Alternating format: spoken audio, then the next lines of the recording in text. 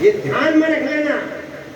Bahujan Samaj party है तो बहुजन समाज जिंदा है, वरना तो हजारों साल से इन लोगों ने जो शोषण किया है वो शोषण आजादी के बाद भी चला है। चाहे वो कांग्रेस का राज रहा हो, चाहे जनता पार्टी का राज रहा हो, चाहे जनता दल का राज रहा हो, और चाहे अब भारतीय जनता पार्टी का राज रहा है, सब में शोषण है, सब झूठ बोलते हैं, सब गुमराह करते हैं।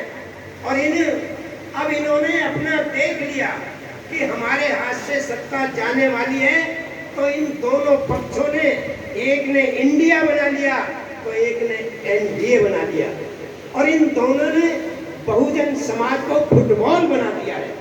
फुटबॉल का मैच देखा है, बॉल में इधर से किक लगी उस पाले में, उधर से किक लगी इस पाले में, इधर से किक लगी उस पाले में, बॉल दोनों पालों में किक खाते खाते घूमती रहती है। ठीक इसी प्रकार आप लोगों ने कांग्रेस को वोट दिया तो उन्होंने कहा ये क्या जाने सीधे साधे भोले भाले लोग हैं, ये क्या जाने राजनीति, मारो इनमें किक।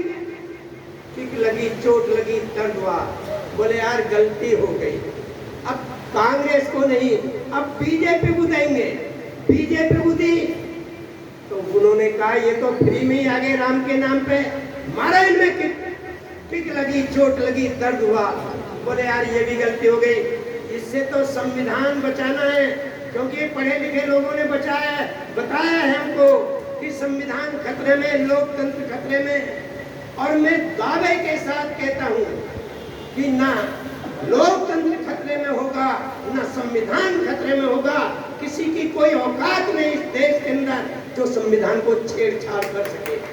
संशोधन हो सकता है, लेकिन फंडामेंटल राइट्स को कोई दुनिया की ताकत हाथ नहीं लगा सकती, क्योंकि बाबा साहब जानते थे कि इस देश में कभी ना कभी कोई ना कोई ऐसा राक्षस आ सकता है, कोई ना कोई ऐसा दुष्ट आदमी आ सकता है जो इस संविधान को नष्ट कर सकता है।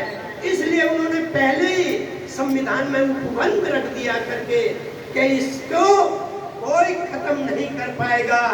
इसीलिए तो मोदी को कहना पड़ा था कि अगर बाबा साहब भी आ जाए तो बाबा साहब भी आज इस संविधान को खत्म नहीं कर सकते।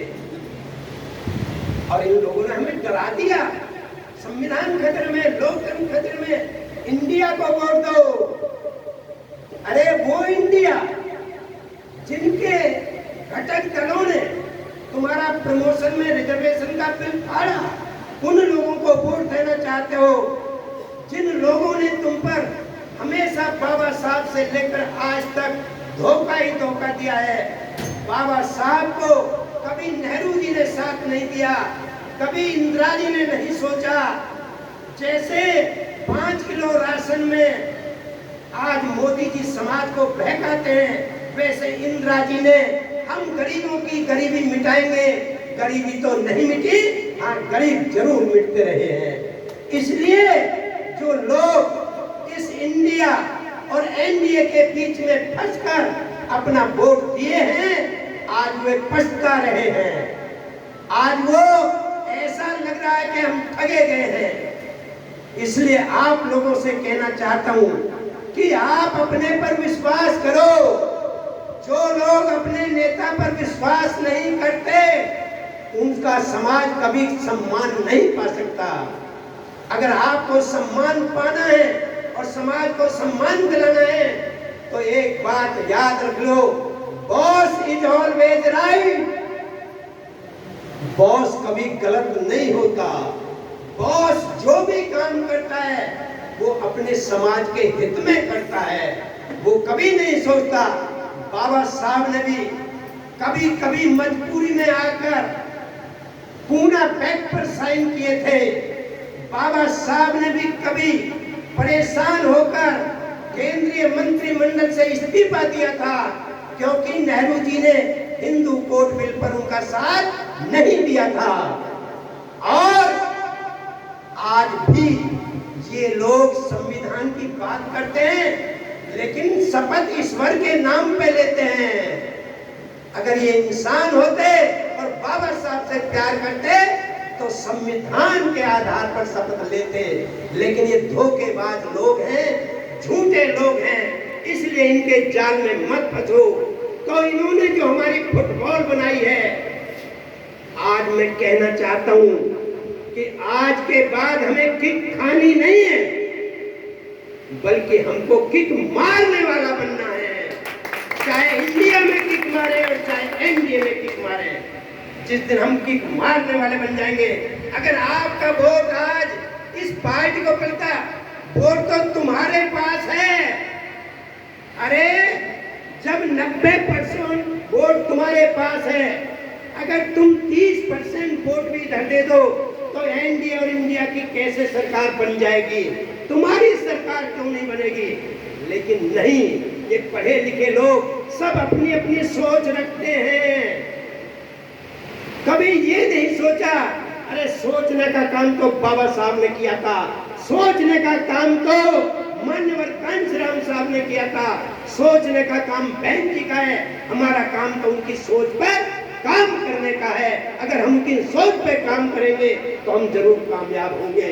एकजुट हो जाओ, एक मन बना लो और आप लोगों को बहुजन समाज पार्टी के साथ खड़ा हो जाना है।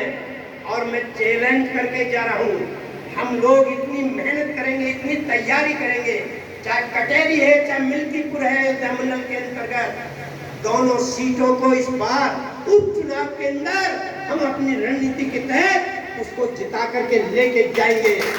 हम साथियों से कहना चाहते हैं, अपने साथियों से पूछकर जिसको टिकट देना चाहते हो दे दो। अरे हमारा उम्मीदवार तो हाथी है, हाथी का बटन दबाएंगे तो हाथी जीतेगा, तो उम्मीदवार जीतेगा, बीएसपी जीतेगी। और किसी और का दबाएंगे तो कभी हमारा उम्मीदवार नहीं जीत पाएगा। इसलिए हमें अपने उम्मीदवार को हाथी समझकर चलना है, क्योंकि हो सकता है किसी से गलती हो जाए। माननीय कांशीराम साहब ने कहा था, हो सकता है मुझसे गलती हो जाए, लेकिन तुम गलती मत करना। मैंने तुमको, बाबा साहब ने भी कहा था, मैंने तुमको एक ऐसा हथियार दे दिया है संविधान बना करके, अगर तुम उसे चलाना सीख गए तो संख्या तुम्हारी ज्यादा है। और लोकतंत्र में संख्या का मतलब होता है जिसका बहुमत में वोट होता है उसकी विजय होती है। तो आज वोट तुम्हारे पास है तो विजय भी तुम्हारी होगी, जरूर होगी, क्योंकि लोग पछता रहे हैं। हमारा वोट स्थायी परिवर्तन नहीं हुआ है, अस्थायी हुआ है। जिन्होंने दिया है वो भी पछता रहे हैं कि भाई हम लोगों ने गलती की है। और आज जो ये माहौल देख रहा हूँ, ये हारने के बाद जो जोश भरा माहौल दिखाई दे रहा है, यही परिवर्तन का संकेत है। इसके लिए मैं आप सबको बधाई देता हूँ, धन्यवाद करता हूँ। और ऐसे जोश को बनाते रहना। और मेरा समय पूरा हो चुका है, मुझे आगे जाना